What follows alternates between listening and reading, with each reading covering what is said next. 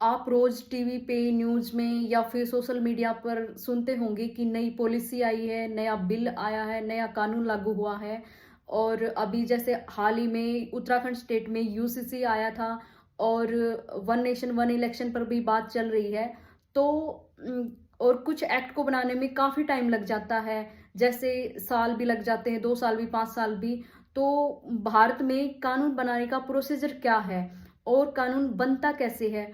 और इन सब बातों से पहले हम जानेंगे कि कानून को बनाता कौन है। तो मैं एडवोकेट मनीषा आज आपको बताऊंगी कि कानून बनाने की प्रक्रिया क्या है। तो चलिए जानते हैं। तो कानून बनाने की पावर उनके पास होती है जिन्हें हम डायरेक्टली और इनडायरेक्टली तरीके से वोट देकर चुनते हैं। तो एमएलए हैं, उनके पास वो विधानसभा में बैठकर स्टेट के लिए लॉ बनाते हैं और जो एमपी हैं वो पार्लियामेंट में बैठकर सेंटर के लिए लॉ बनाते हैं। जो पार्लियामेंट है उसके 2 पार्ट हैं, लोकसभा और राज्यसभा, लोअर हाउस और अपर हाउस। जो लोअर हाउस है, लोकसभा है, उसे हम डायरेक्टली वोट डालकर चुनते हैं और जो अपर हाउस है, राज्यसभा है, उसे हम इनडायरेक्टली तरीके से चुनते हैं। पार्लियामेंट है वो हमारे देश की सुप्रीम बॉडी है, क्योंकि उसके द्वारा जो लॉ बनाए जाते हैं वो पूरे देश के ऊपर लागू होते हैं और जो विधानसभा के द्वारा लॉ बनाए जाते हैं वो केवल स्टेट के ऊपर लागू होते हैं।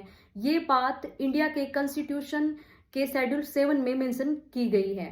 जो शेड्यूल 7 है इसमें 3 लिस्ट दी गई है। एक है यूनियन लिस्ट, जिसके ऊपर केवल सेंट्रल गवर्नमेंट ही लॉ बना सकती है। इसमें आते हैं रेलवे, बैंकिंग, डिफेंस और फॉरेन ट्रेड आदि। और एक होती है स्टेट लिस्ट, इसके अंदर एग्रीकल्चर, पब्लिक हेल्थ, पुलिस और लैंड आदि आते हैं। इसके ऊपर केवल स्टेट गवर्नमेंट ही लॉ बना सकती है।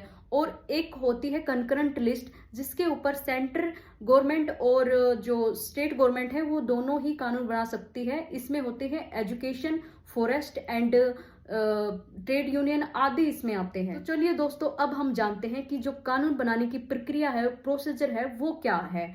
तो सबसे पहले हम समझते हैं जो सेंट्रल गवर्नमेंट की लॉ मेकिंग प्रोसेस है वो क्या है। किसी भी लॉ की शुरुआत होती है वो या तो पब्लिक डिमांड से होती है, किसी पार्टी की आइडियोलॉजी से होती है या फिर कम्युनिटी से होती है। फिर उसी आइडिया को एक डॉक्यूमेंट की फॉर्म में लिख लिया जाता है जिसे हम बिल कहते हैं।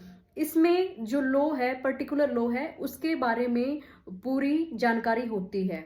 ये बिल है, ये या तो राज्यसभा में भेजा जाता है या फिर लोकसभा में भेजा जाता है। दोनों हाउसेस से पास होने के बाद, राष्ट्रपति की मंजूरी मिलने के बाद ये एक्ट बन जाता है।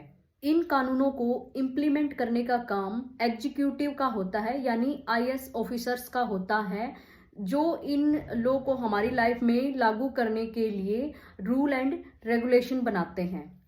तो आज की वीडियो में हमने जाना लॉ का जो प्रोसीजर है वो क्या होता है। एंड ऐसी ही मोर लीगल अपडेट्स के लिए kindly subscribe my channel and thanks for watching me.